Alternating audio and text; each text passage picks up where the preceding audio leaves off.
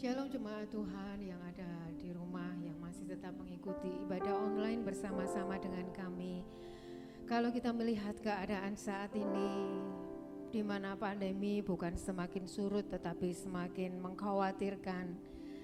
Tetapi untuk kita yang menyerahkan langkah-langkah hidup kita kepada Tuhan, kita tidak perlu merasa khawatir dan takut, tetapi kita percaya bahwa Tuhan yang menuntun langkah-langkah hidup kita akan membawa kita kepada kehendaknya, kepada rencananya yang sempurna buat kita. Haleluya. Mari kita mau serahkan langkah hidup kita kepada Tuhan. Tiap langkahku biar Tuhan yang mengatur.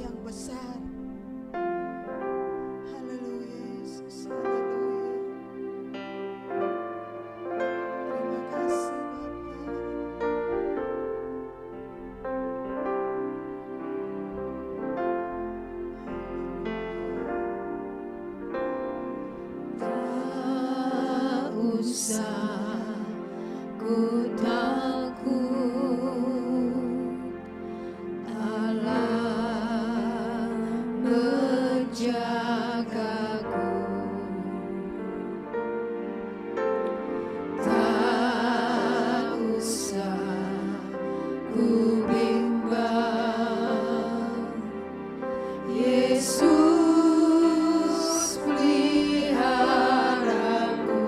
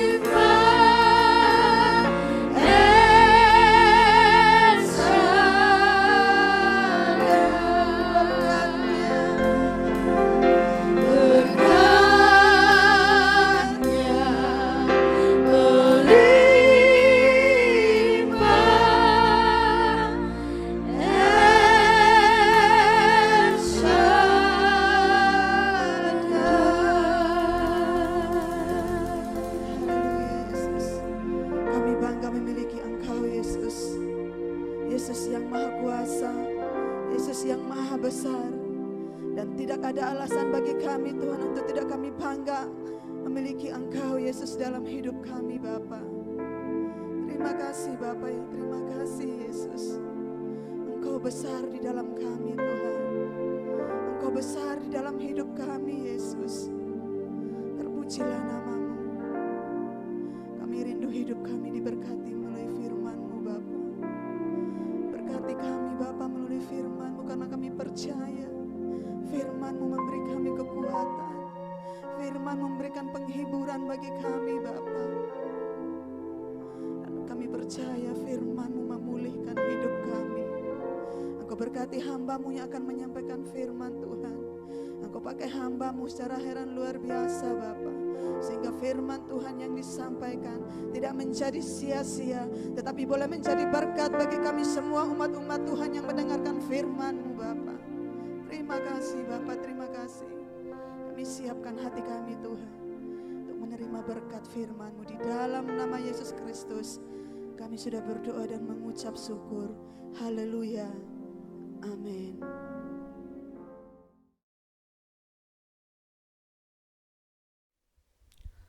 Salam jemaat Tuhan yang dikasihi, kita berjumpa kembali dalam ibadah online GBT Home.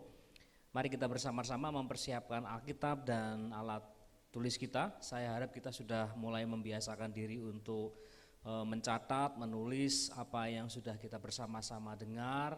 Dan saudara-saudara, kami berharap Anda kembali mempelajari supaya firman Tuhan ini menjadi rema, menjadi daging bagi saudara sendiri. Saya percaya Tuhan Roh Kudus akan menolong saudara untuk mendapatkan rema yang khusus, yang istimewa buat saudara. Saudara-saudara dikasih Tuhan, kita akan bersama-sama belajar mengenai satu topik yang bernama krisis. Saudara-saudara, kita memiliki banyak versi mengenai krisis. Ada banyak versi yang saudara miliki, yang saya miliki, dan orang-orang lain miliki.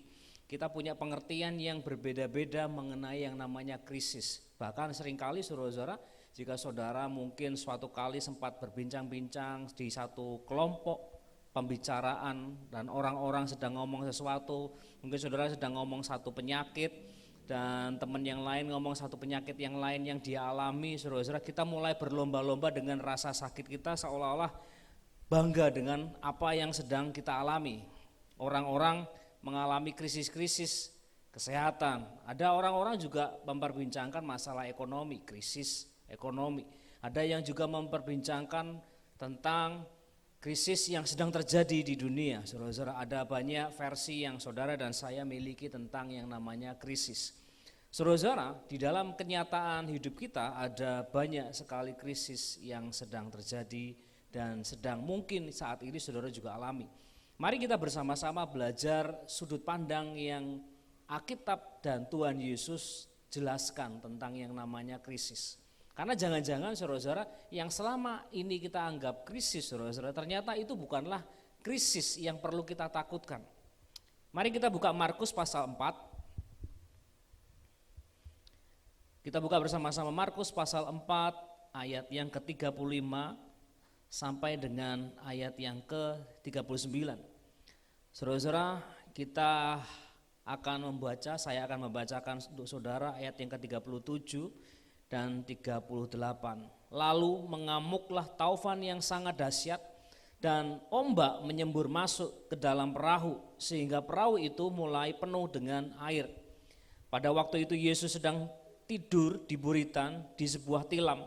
Maka murid-muridnya membangunkan dia dan berkata kepadanya, "Guru, engkau tidak peduli kalau kita binasa." Saudara-saudara yang dikasihi Tuhan, cerita yang dituliskan di dalam Markus, Injil Markus pasal 4 ini saudara-saudara, cerita dalam perikop ini bercerita tentang bagaimana Yesus mengajak murid-muridnya menyeberang saudara-saudara ke daerah Gerasa atau Gadara. Dan ketika mereka mulai menyeberang saudara-saudara, Tuhan Yesus tertidur. Tuhan Yesus mungkin karena ombaknya tenang, saudara-saudara, Tuhan Yesus tertidur dan tidur pulas sekali. Dan di saat Tuhan Yesus sedang tidur, saudara-saudara, terjadilah pada waktu itu terjadilah ombak, taufan yang besar, saudara-saudara, yang dituliskan oleh Injil Markus ini, saudara-saudara, sebagai taufan yang sangat dahsyat. Dan air mulai masuk ke dalam perahu. Yang terjadi kemudian adalah murid-murid Tuhan Yesus menjadi ketakutan. Bagi saya, saudara-saudara, kalau saudara mempelajari dengan baik dan memperhatikan kisah tentang murid-murid Tuhan Yesus, kita mendapati bahwa beberapa di antara mereka adalah nelayan profesional. Mereka sudah bekerja, mereka sudah bertahun-tahun, bahkan mungkin berpuluh-puluh tahun, saudara-saudara, mereka hidup di lautan, di tengah danau, di sungai, dimanapun mereka mencari ikan, saudara-saudara. Taufan atau badai adalah sebuah hal yang biasa terjadi, yang biasa mereka hadapi. Tetapi kemudian mungkin saja, saudara-saudara, taufan yang ini berbeda dengan taufan-taufan yang pernah mereka alami. Nah, di saat itulah mereka mengalami yang disebut krisis. Pengalaman mereka mulai tidak berguna lagi. Karena apa, saudara-saudara? Mereka merasa bahwa kalau gini terus mereka pasti mati. Dan yang terjadi adalah ketika perahu mereka mulai diombang-ambing oleh ombak yang dahsyat ini dan air mulai masuk ke dalam perahu, Tuhan Yesus tetap dalam kondisi tertidur. Dan kemudian krisis yang lebih besar terjadi di dalam hidup mereka.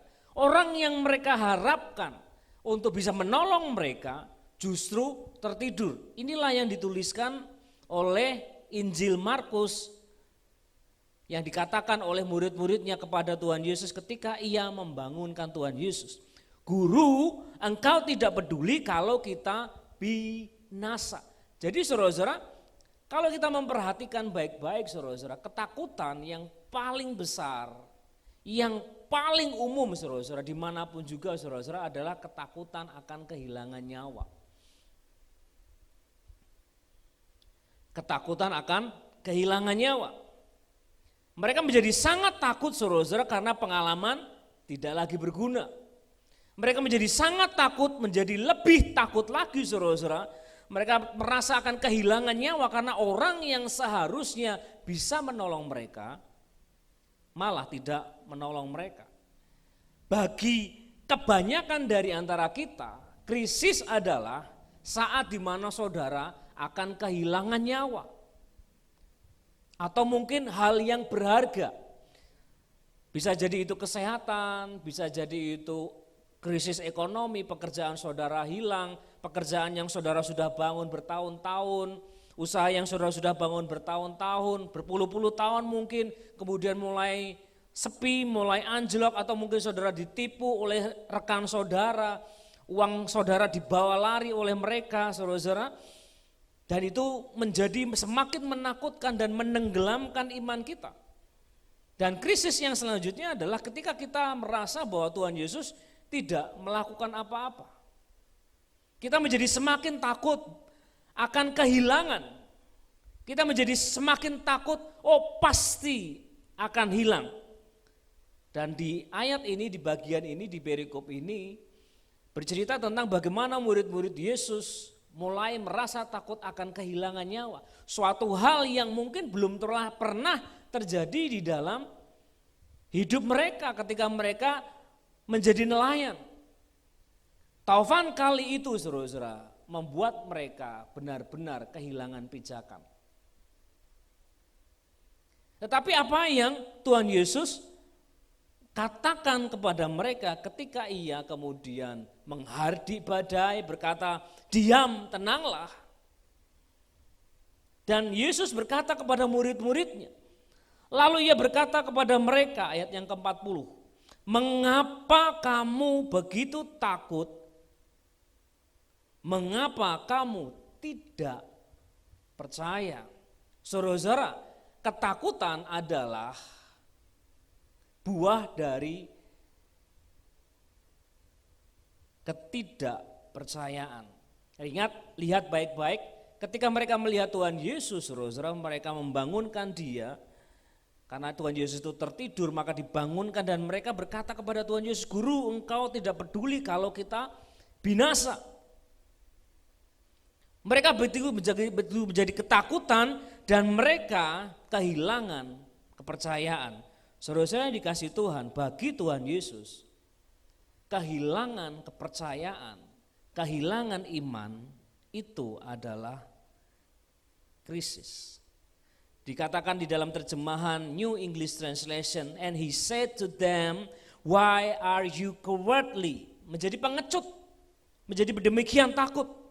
Do you still not have faith?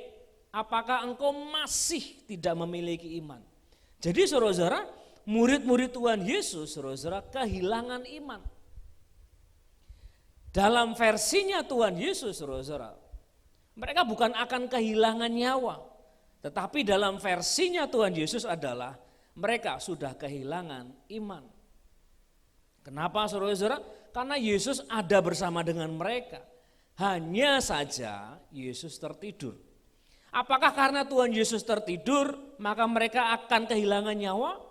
Hanya karena Tuhan Yesus terlihat tertidur, apakah murid-murid Tuhan Yesus akan mati tenggelam? Itu adalah pertanyaan yang dilontarkan oleh Tuhan Yesus kepada murid-muridnya. Mengapa engkau takut? Mengapa engkau tidak percaya?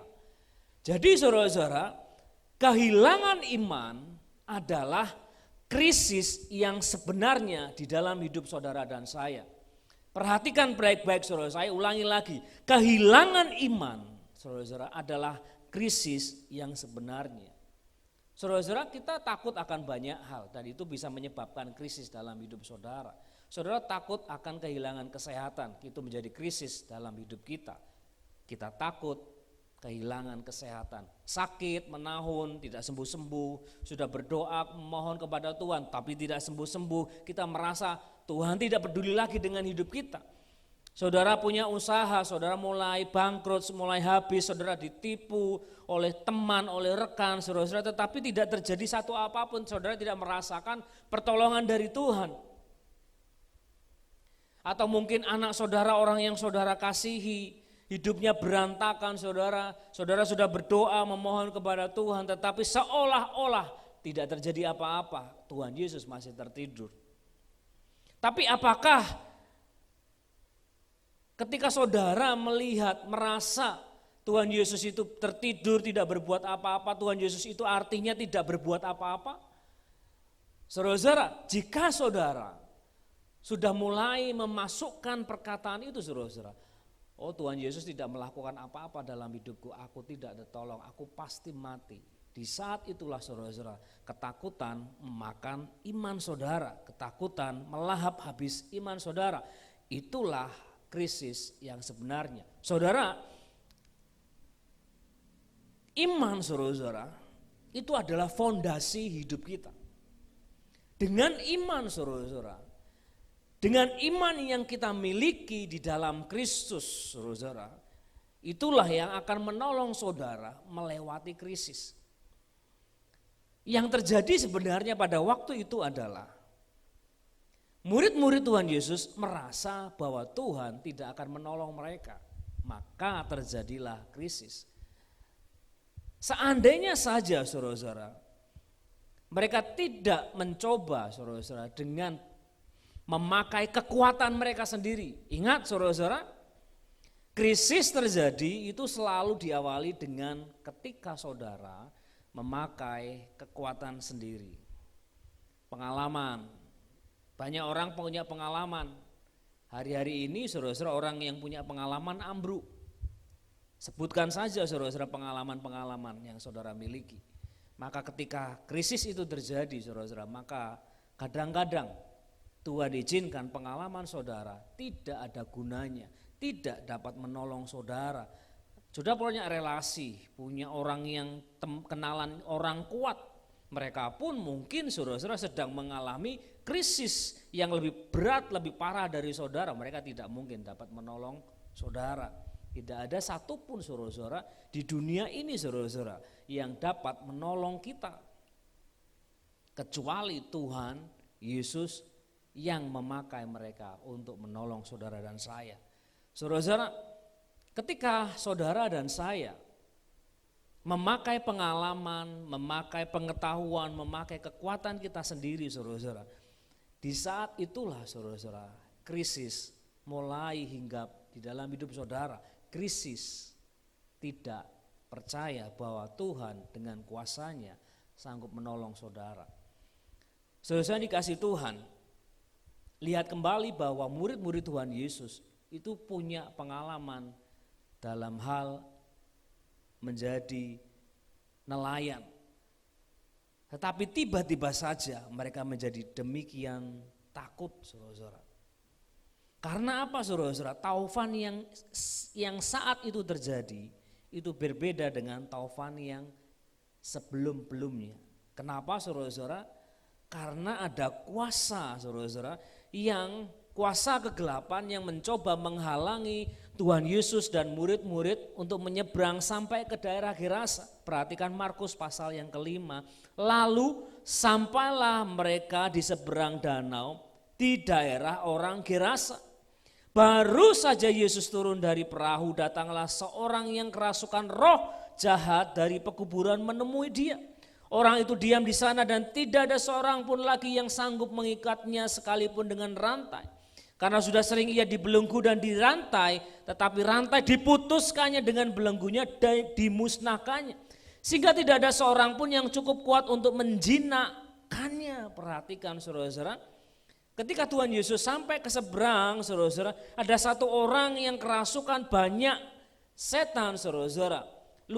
Injil Lukas menyebutnya sebagai legion, saudara-saudara. Orang ini demikian kuatnya, sehingga ketika ia dirantai, bahkan dengan rantai besi sekalipun, ia dapat memutuskannya. Ia menjadi sangat kuat, saudara-saudara, karena dia kemasukan banyak sekali roh. Kemudian apa hubungannya dengan apa yang dialami oleh murid-murid Tuhan Yesus, saudara-saudara? Perhatikan saudara-saudara, krisis yang saudara alami hari ini mungkin saja akan membawa saudara kepada hal yang lebih besar dalam hidup saudara. Apa itu saudara-saudara? Memuliakan Tuhan. Saudara-saudara, jika saudara tidak bisa melihat bahwa perahu ini saudara-saudara, perahu yang melewati taufan, melewati badai yang demikian hebat, akan sampai ke seberang, bukan berhenti di situ saudara-saudara. Kalau mereka, murid-murid, perhatikan murid-murid merasa bahwa perahu mereka akan berhenti di situ dan mereka akan mati saudara-saudara. Mereka tidak melihat ke seberang sana saudara-saudara. Maka itu bukan iman saudara-saudara. Iman itu selalu membawa saudara dan saya dari satu kemuliaan kepada kemuliaan yang lain. Dan memenangkan jiwa itu adalah kemuliaan yang sebenarnya. Saudara-saudara, krisis yang saudara alami, saudara-saudara, jangan saudara-saudara pernah kita memakai kekuatan kita sendiri. Meskipun saudara merasa bahwa Tuhan Yesus tertidur, tidak peduli bahwa saudara binasa, tetaplah tenang saudara-saudara, karena saudara tidak mungkin binasa. Roh Kudus sudah ada bersama dengan saudara dan saya.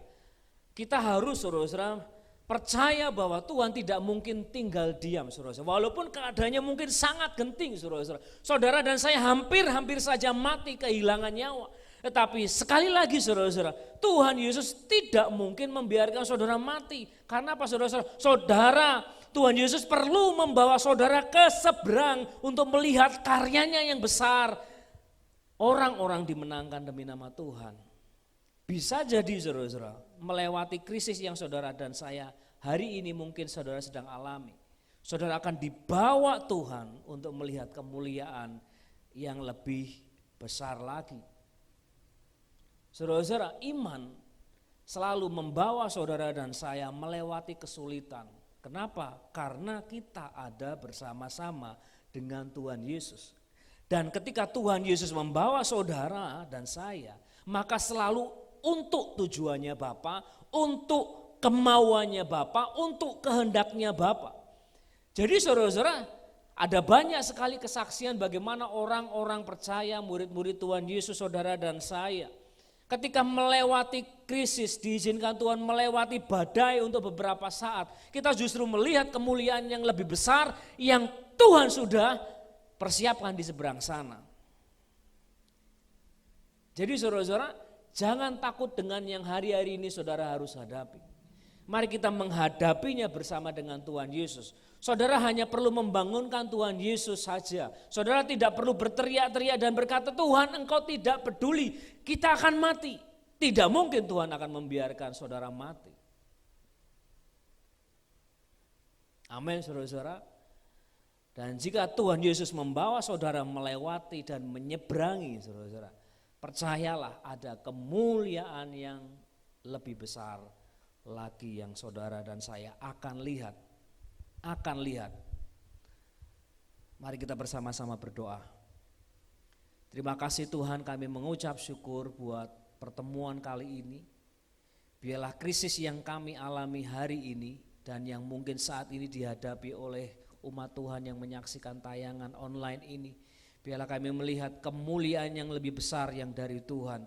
Biarlah kami melihat kemuliaan yang lebih besar yang dari Bapa, yang Tuhan sudah persiapkan bagi kami untuk kami bisa bersama-sama menyaksikannya. Tuhan memberkati setiap jemaat Tuhan yang menyaksikan tayangan secara online ini dimanapun mereka berada, di kota manapun mereka saat ini berada. Tuhan menjangkau mereka dan ketakutan yang hari-hari ini mereka alami saudara-saudara. Tuhan Yesus, kami berdoa supaya mereka tidak kehilangan iman mereka. Diberkati mereka Tuhan dalam setiap pergumulan dan perjuangan mereka.